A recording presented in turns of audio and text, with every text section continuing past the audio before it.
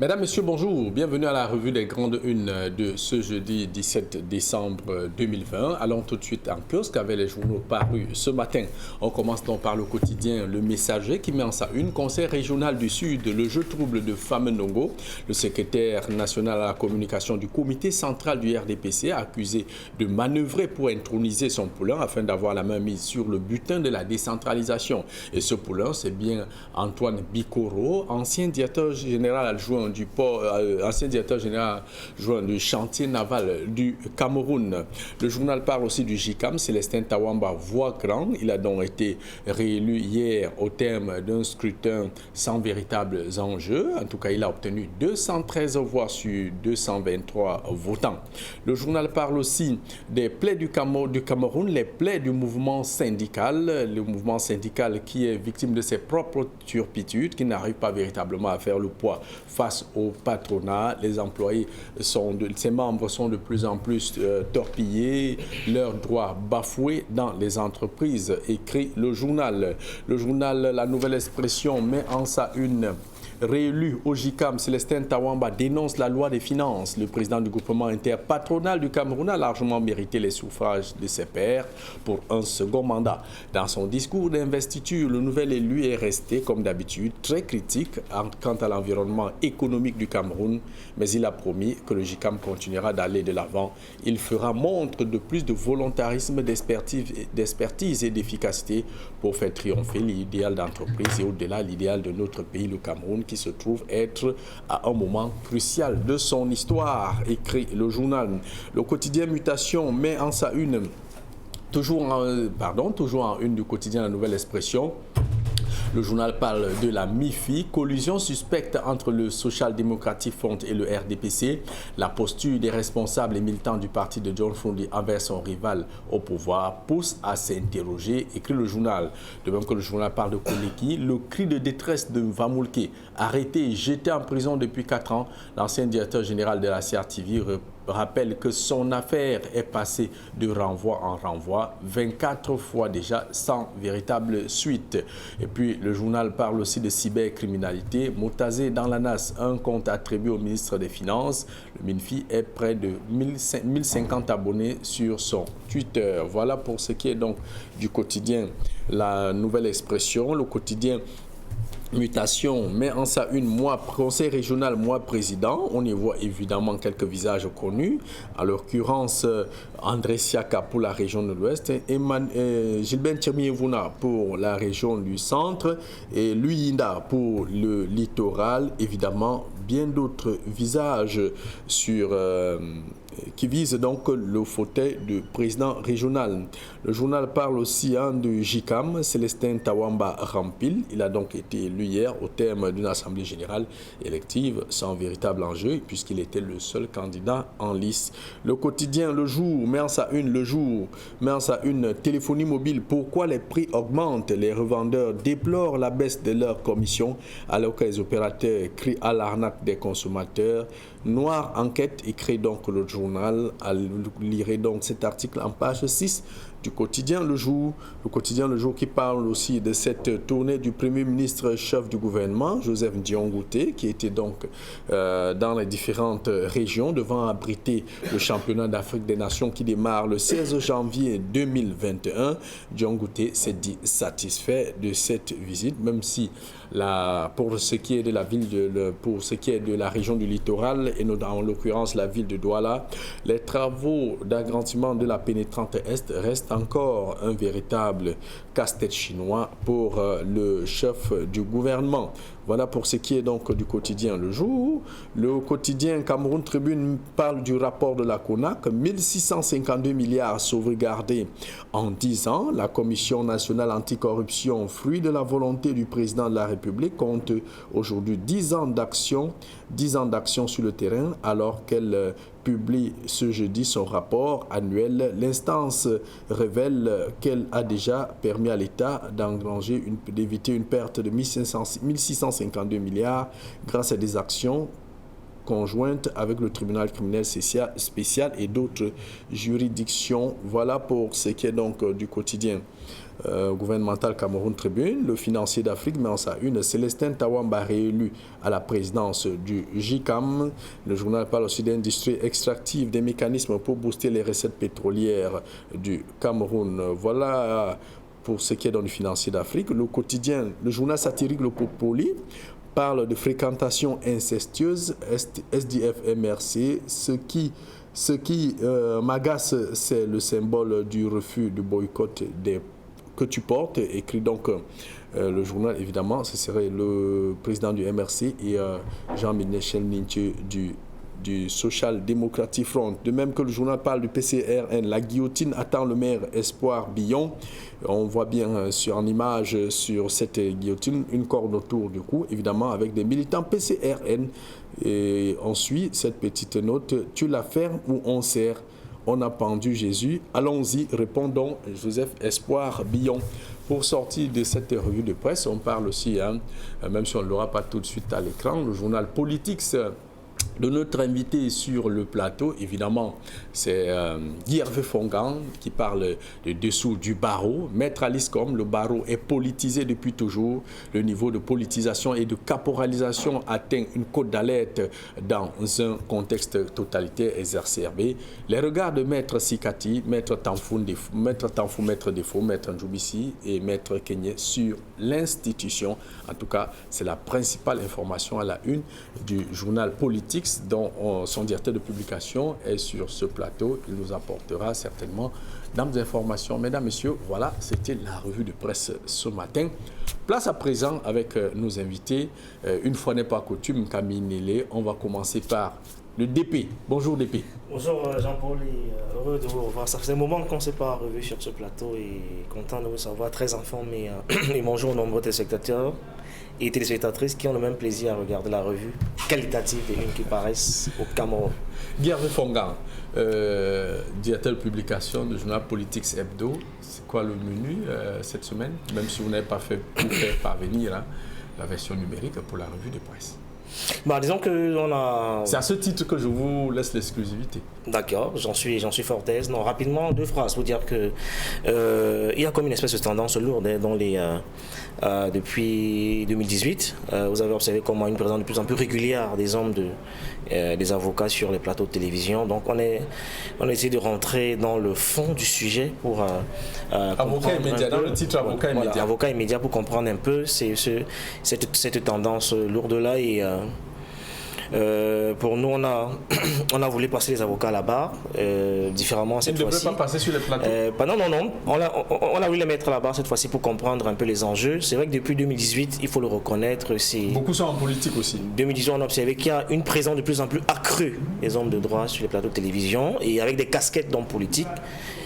Beaucoup d'entre eux ont revêtu des casquettes, donc on a passé quelques-uns sur le grill et globalement ils ont dit des choses assez croustillantes et intéressantes et beaucoup ont plaidé non coupables, il faut le dire au terme de notre petite investigation et il était de bon ton que pour l'équilibre déjà, Maître Alice Com, qu'on ne dit peut-être jamais assez, qui est la première femme inscrite au barreau du Cameroun, qui a été au cœur de plusieurs batailles du barreau et même du respect des droits de l'homme, se prononce sur le sujet, sur la question.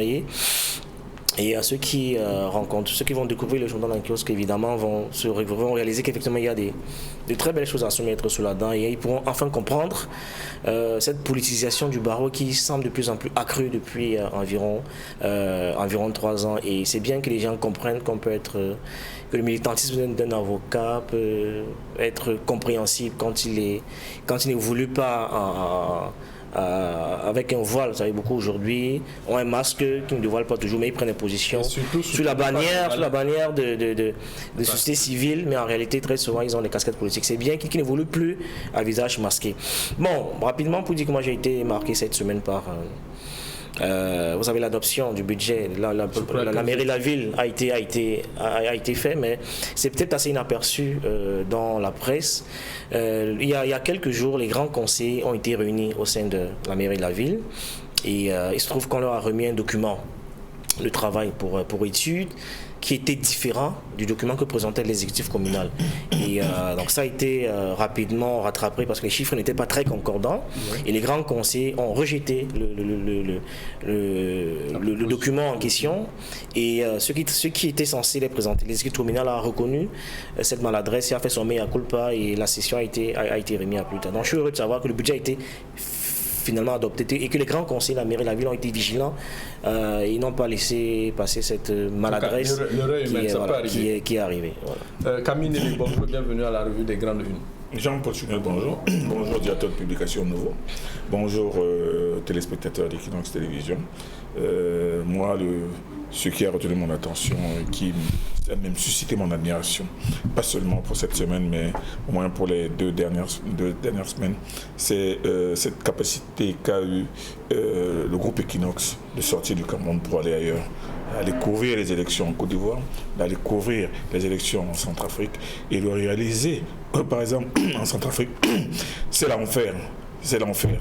L'enfer en Centrafrique avec des dizaines de groupes armés qui tiennent... On y était déjà en 2015, il faut le préciser. En 2015, oui, mais ça veut dire que là, 5 ans plus tard, on y est allé et on a rencontré des sommités, le président de la République, le Premier ministre et tout.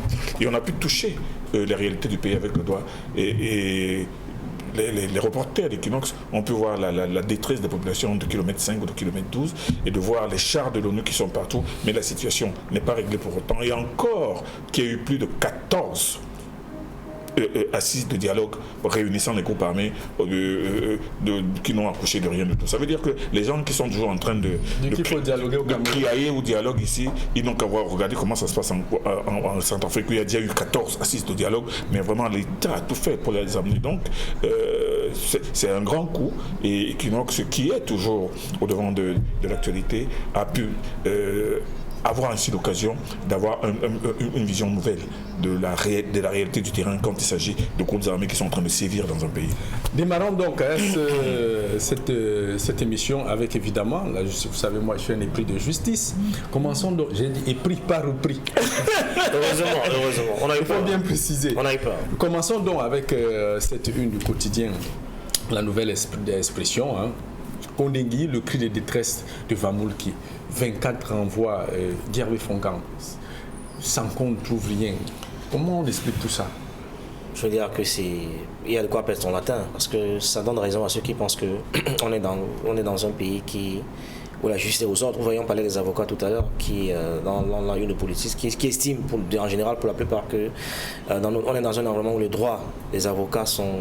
Même le droit du citoyen lambda est bafoué, rien n'est plus respecté. D'ailleurs, certains avocats estiment qu'on a une sorte de caporalisation et qu'on a atteint un point de l'inacceptable, inexcusable quant à la gestion des droits de l'homme. Voilà autant de renvois pour Amadou Vamulki, quelqu'un qui est arrêté, incarcéré, et on cherche les preuves après de sa culpabilité. C'est quand même assez grossier. Sauf qu'on n'est pas étonné. On n'est pas étonné pour celui qui vit au Cameroun quand on sait que des gens il y a quelque temps ont été arrêtés ici pour complicité intellectuelle, qui était une autre invention de notre système judiciaire. Donc il y a des curiosités comme celle-là qui... Vous savez que l'état des droits fait partie des critères d'évaluation de la démocratie, du sérieux d'un pays. Donc ce méli-mélo, d'aller dire, ne grandit pas notre pays, ne rassure pas et est un... C'est davantage une reculade qu'on aurait pu éviter quand on a tous vu la gestion d'Amadou Vamulki quand il était à la CRTV. 11 ans. Avec une tenue régulière de conseil d'administration. Pendant toutes ces années-là, il a régulièrement tenu les conseils d'administration. On n'a jamais rien. Ils ont validé sa gestion. On revient quelques années plus tard. Je veux que ça c'est quand même, soit on est en plein dans la chasse aux sorciers, soit on est en plein vaudou, soit on est en plein sorcellerie. Je veux dire que si quelqu'un est coupable, qu'on le condamne, ou alors qu'on le relève. Il n'y a aucun... Je dis que c'est aucune logique dans le process de de cette arrestation de Amadou Vamouké. Une sorte de... Où on vous condamne, où on vous relaisse. C'est quoi où on est en train de renvoyer de manière indéfinie un procès? Ça pose quand même un problème sur la qualité de notre justice et ce n'est pas de nature à rassurer même les partenaires internationaux, même les organisations internationales qui s'intéressent au Cameroun quand on voit ce type de manière cavalière avec laquelle les procès sont gérés au Cameroun. On aurait pu éviter ça et ce n'est pas bien pour notre démocratie. Mais Camille, est-ce que c'est quand même une injustice criade contre Amadou Vamouké si on en tient à ce que le journal a écrit? Mais on n'observe pas une véritable levée de bouclier de certains partenaires de la justice pour dénoncer ou saisir des organismes internationaux, des ONG internationales pour dénoncer ce qui est en train d'être fait à Amadou Vamouké comme à bien d'autres Camerounais qui sont dans les prisons. Oui, vous savez, quand vous parlez des ONG internationales, le groupe de travail des Nations Unies pour les détentions arbitraires a été saisi du cas d'Amadou Vamouké et a fait plusieurs sorties. Il a fait des sorties, comme il a fait des sorties pour le ministre d'État Amadou Yaya, comme pour d'autres. Donc ça veut dire que la communauté internationale n'est pas ignorante de ce qui se passe. Mais pour le cas d'Amadou Vamouké, même en faisant preuve de la plus grande réserve, relève tout simplement de Kafka. C'est-à-dire qu'on se demande bien comment une telle situation peut être possible. Voilà quelqu'un qui a été directeur de la CRTV pendant 11 ans. Pendant 11 ans, il a non seulement eu des conseils d'administration, mais surtout des audits. Il y a des années où il subissait 2-3 audits et 2 conseils d'administration. En l'espace de 1 an. Ça veut dire que normalement, s'il y avait quelque chose qui pouvait manquer, ça n'aurait pas pu passer au travers de la maille qui était autour de Vamouké. Parce que pendant les 11 ans, il faut le dire, Vamouké a vécu sous le tir croisé de certains intérêts qui ne voulaient vraiment pas de sa tête à la tête de la CRTV. Mais pendant 11 ans, il était là, il disait qu'il voulait l'entendre qu'il n'est là que parce que le chef de l'État l'a décidé. C'est le chef de l'État qui l'a nommé et c'est lui qui va le démettre un jour. Et pendant 11 ans, beaucoup de personnes s'accordent à dire qu'il a bénéficié vraiment de la confiance du chef de l'État. Mais d'où vient-il que 2 mois après sa sortie de la CRTV, on l'arrête, on l'envoie en prison pour détournement de plusieurs dizaines de milliards et avec des chefs d'accusation absolument farfelus. Le problème des chefs d'accusation, c'est collusion de détournement avec Gervais Mendozé. Impossible. Au moment de sa nomination, je peux le dire parce que j'étais présent, dès qu'il a été nommé, il a demandé qu'il y ait une démarcation entre la gestion de M. Mendozé et la sienne. Cela va d'ailleurs de soi. Mais lui, il a exigé immédiatement un audit. Et cet audit qui a été fait par une institution de la République. Et qui a été validé. Validé. Et je peux vous dire que ce que lui, il a géré, jusqu'à la fin, relève de sa responsabilité personnelle. Mais l'autre délit qu'on lui colle au dos, c'est le gonflement de la redevance audiovisuelle. Ça, c'est aussi relève-t-il de sa responsabilité de gonfler la redevance audiovisuelle, un peu comme si c'était un ministre qui ficelait son budget pour le défendre à la Mais comment peut-il gonfler la redevance audiovisuelle qui venait de la direction des impôts, du ministère des Finances, de la direction des impôts, qui tombait directement à la CRTV, qui allait dans les caisses de la CRTV, et maintenant cet argent-là était consacré. On nous proposait que pour cet argent, on sort ceci, on sort cela. Il ne gérait pas la redevance audiovisuelle. La redevance audiovisuelle, et vous savez très bien que si il faut même aller farfouiller dans la gestion de cette redevance audiovisuelle, il y a des Camerounais qui occupaient des rangs subalternes, mais qui sont enrichis à milliards dans la gestion directe de ces redevances audiovisuelles. Même M. Vamouké, jusqu'à présent, on n'a pas encore réussi à établir qu'il a pu gonfler cette redevance et en profiter. Donc, on se retrouve dans une situation... Encore moins voir indiquer où ses comptes sont logés. Voilà. Or, il se retrouve dans une situation telle qu'il est emprisonné depuis 4 ans. Il y a eu son procès a connu 25 renvois. Ça veut dire qu'il n'a même pas eu le temps, la possibilité de s'expliquer et même de pouvoir présenter ses preuves. Ça veut dire que c'est une situation qui est incroyable tout simplement. Et on se demande si la chancellerie ne connaît pas cette situation, ne réalise pas que voilà une affaire qui dure depuis 4 ans, une personne qui a été arrêtée et pendant 4 ans on cherche des preuves et il n'y a même pas une seule... même en liberté, on aurait pu continuer à chercher. Non, je peux dire pour dire que ce qui rend le cas Vamouké assez curieux, c'est qu'à la vérité, Amadou Vamouké n'a pas, ou alors jusqu'ici, on n'a pas connu de lui une ambition politique affichés. Parce que pour les autres qui sont en incarcération, ils sont très souvent victimes de leurs ambitions politiques. Et très souvent, c'est des règlements de compte. Cela, on peut comprendre, même si on n'en pas, mais on comprend que pour cela, c'est des règlements de compte politiques. Et qui sont... Mais lui, je n'ai pas le sentiment qu'officiellement, il avait des ambitions politiques claires. Et donc, avec 4 ans de prison, d'incarcération et 25 renvois, c'est énorme. Ça paraît quand même surréaliste. Je veux dire qu'il y a des choses qu'on ne dit pas sur cette affaire et ça encore Et on n'est même pas encore à la fin. C'est vraiment un cas d'école assez curieux qui devrait, à mon sens, mobiliser, j'allais dire, le barreau pour qu'on sache le vrai fond de cette affaire parce que ça tombe complètement sous le sens. C'est pour cela que pour conclure, Amadou Vamoulke a dit que face à cette justice qui le maintient en prison de manière injuste, la justice se vengera. La justice se vengera. Peut-être la justice de l'immanence. Autre sujet ici, toujours lié au détournement de fonds, c'est évidemment la Commission nationale anticorruption. 10 ans sur le terrain.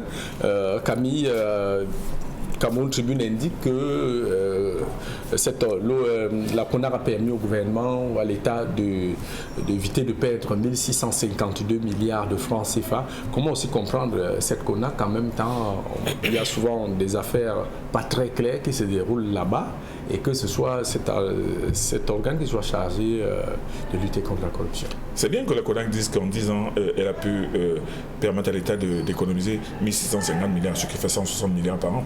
Mais elle ne nous dit pas ce que l'État a perdu en 10 ans-ci. Il aurait bien fallu, il est important que la CONAC nous dise ce que l'État a perdu en 10 ans seulement. Mais seulement, beaucoup de gens ne doutent peut-être pas de la bonne volonté de la CONAC, mais en réalité, ils sont nombreux qui pensent que la CONAC ne sert pas à grand-chose. La CONAC n'a pas de mécanisme répressif. La CONAC ne peut pas arrêter quelqu'un. La CONAC ne peut se contenter que de faire des rapports, de constater, de faire des rapports, de les envoyer, et maintenant d'attendre que la justice ou le gouvernement en fasse ce qu'il veut. Et c'est ça qui rend cette institution assez curieuse et moi je dis complètement sans grande substance. Hein. On nous parle de milliards qui ont été préservés, mais on ne nous dit pas combien de milliards on a perdu. Et maintenant, l'autre curiosité avec la CONAC, c'est que ces rapports ne viennent que 2 ans après. C'est-à-dire que si la CONAC fait un rapport aujourd'hui, c'est le rapport de 2018, hein. C'est pas de 2019. Entre-temps, beaucoup de choses ont eu le temps d'être d'autres milliards ont eu le temps d'être détournés. Donc, moi je pense qu'il faudrait reviser fondamentalement et la constitution de la CONAC et les missions de la CONAC, renforcer sa capacité répressive et moi je dis que lui donner de nouvelles armes pour qu'elle puisse vraiment s'atteler dans la lutte contre la corruption. Et encore que quand on parle de corruption, ça veut dire quoi? Ça veut dire détournement ou corruption? Parce que la corruption, ça veut dire cela sous-entend un corrompu et un corrupteur. Mais maintenant, quand on parle des détourneurs, le détourneur n'est pas forcément un corrompu. Mais il faudrait bien qu'on fasse ce distinguo-là et qu'on redonne de nouvelles missions, de nouvelles armes et moi je pense que de nouveaux moyens à cette CONAC. Si peut-être corrompu au sens moral ou vous ne devez pas prendre ce qui ne vous appartient pas. Tout à fait d'accord avec vous, Antoine. Non, mais je suis de ceux qui pensent qu'il faut qu'on arrête de prendre les Camerounais pour des cons et qu'il faut arrêter cette distraction. La CONAC et la NEF jusqu'ici ne nous ont pas servi à grand-chose, ne servent pas à grand-chose. 1650 milliards qu'on a évité à l'État de perdre. Éviter à l'État de perdre, c'est encore exactement ce que l'État a perdu depuis 10 ans. Je pense que c'est une plaisanterie de très mauvais goût. Vous avez des gens dans l'opération Hyper-V qui ont été incarcérés, vous avez dit en pleine audience, qui sont capables de financer une rébellion pendant 5 ans tout seul, et qui sont capables de nuisance réelle. Vous avez un gars qui entre à l'ENAM, qui est fonctionnaire de la douane, dont le salaire est connu de tous, qui a 7 voitures dans son parking, qui a 4 immeubles que tout le monde connaît au quartier, et on nous dit qu'il faut attendre une heure. Je veux dire qu'il faut qu'on arrête cette distraction. Et donc on voit tous, son salaire connu de tous, et on voit très bien cet enrichissement sauvage. Je veux dire que le plus grand mal que ce renouveau a fait au Cameroun, c'est qu'on n'a jamais vu autant de fonctionnaires riches. Les fonctionnaires sont sauvagement enrichis sous le nez et la barbe de tout le monde. On n'a rien dit, on n'a rien fait à personne. Tous ceux qui ont été interpellés jusqu'ici sont ceux qui ont des ambitions politiques. C'est regrettable. Et encore que le pire c'est que même ceux qui ont été interpellés, on n'a jamais retrouvé l'argent. C'est ça, ça ne sert à rien d'arrêter les gens. La douane, Ça ne sert à rien d'arrêter les gens. Si l'argent n'est pas récupéré, c'est totalement inutile. Vous vous souvenez, il y a quelques années, plusieurs missions ont été engagées dans l'espoir d'aller retrouver cet argent dans les paradis fiscaux. On a mis l'argent dans l'argent et on n'a rien obtenu au finish. Donc il faut qu'on arrête. Vraiment, c'est même énervant à la fin. Je pense que c'est la meilleure manière, la CONAC, la NIF, etc., qu'on aurait pu faire pour vraiment montrer qu'on est sérieux. Si on vous interpelle, si quelqu'un fait 10 ans en prison et que l'argent il recasse, encore que c'est on sait tous comment vous en avez vu en prison. Ils sortent la nuit, ils ont des chantiers dehors, ils ont des maîtresses connues de tous. Donc on sait comment ils fonctionnent. Pour vous dire que si on vous interpelle, quand vous dites que bon voilà, vous avez détourné de 3, 4, 5 milliards, vous avez l'obligation au bout d'un an de construire tel tronçon de route, vous avez des écoles et c'est les forages. On saisit tranquille. On saisit. Donc, puisqu'ici, non, apparemment saisir est compliqué, puisqu'ils ont essayé de saisir. Vraiment, ils n'y arrivent pas. Non, ils n'ont pas essayé. Puisque plusieurs. Ce serait des missions comme si des individus étaient un peu plus forts. Ils ont dit que l'argent se trouve dans les paradis fiscaux, qu'il est compliqué. Puisqu'on n'a jamais retrouvé. On parle des immeubles qui sont ici. Oui, les immeubles, oui. On a encore jamais entendu qu'un bonhomme qui a détenu l'argent, c'est bien. Sixième immeuble, c'est rien n'a été fait. Donc, on a l'impression que c'est la comédie. C'est de la distraction, vraiment. En tout cas, pour sortir. Tant que quelqu'un, quand un individu à lui seul, bon, vous avez encore suivi le cas le plus éclatant, c'est Lebou. Un individu qui lui seul avait près de. Il marchait dans la fonction publique pour plus de 1000 personnes. Quand vous écoutez le chiffre emmagasiné, vous avez la chair de poule. Où est parti cet argent? L'argent est où? Mais curieusement, Guy, le cas Lebou, la presse n'en a pas parlé suffisamment. L'argent est où? C'est comme il y a une sorte d'omerta. Vers le bon, on a parlé de Lebou, comme ça, tout doucement, dans les réseaux sociaux et dans d'autres petits articles. Sans plus, aucun journaliste n'allait jusqu'au fond pour essayer de démonter la machine Lebou. C'est tout un système. Est-ce que Camille, dans ce système dont vous décrivez, est-ce qu'il était possible pour lui d'opérer tout seul? Est-ce qu'il n'y a pas, finalement des zones d'ombre? Si jamais, vous, en tant que journaliste, vous y attaquez, vous risquez d'attaquer tout un réseau. Oui, d'attaquer tout un réseau. Non, c'est une araignée qui avait une toile qui allait dans toutes les directions, mais seulement le fait de mettre la main sur l'araignée. Ça ne règle aucun problème. Si, ça règle le problème, puisque la toile est captée. En espérant qu'il n'y a pas aussi des petits araignées, d'autres sous-araignées. Qui sont allés construire même en arrêtant le bout, c'est évident qu'il y a des métastases autour du dispositif et que ça peut se reproduire facilement. On règle encore que l'argent, on ne récupère pas l'argent. D'autres grosses tests vont peut-être tomber dans cette affaire. Rien n'a été fait. On sort donc de ce sujet, de cette émission avec le conseil régional. Camille Nélé, on voit de plus en plus certaines grosses têtes, des visages déjà connus qui se bousculent à la tête des conseils régionaux. Ben, c'est des campagnes médiatiques qui disent bien leur nom. C'est-à-dire qu'il y a plein de personnalités dont on voit les noms, les photos à la première page des journaux pour dire que...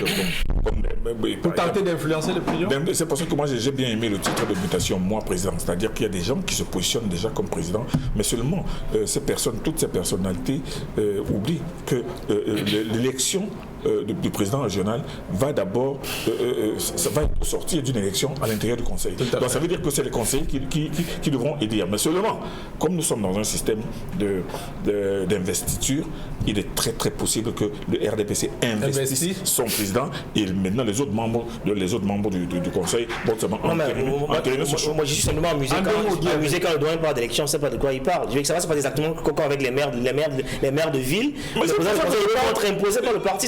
C'est de la pure comédie. Le parti va choisir les présidents du conseil régional, il n'y aura même pas élection. Oui, c'est vraiment la première maire. Chers messieurs, nous sommes de cette émission de la revue des Grandes Unes. Merci de nous avoir suivis. Restez scotchés sur les programmes d'Equinox Télévision.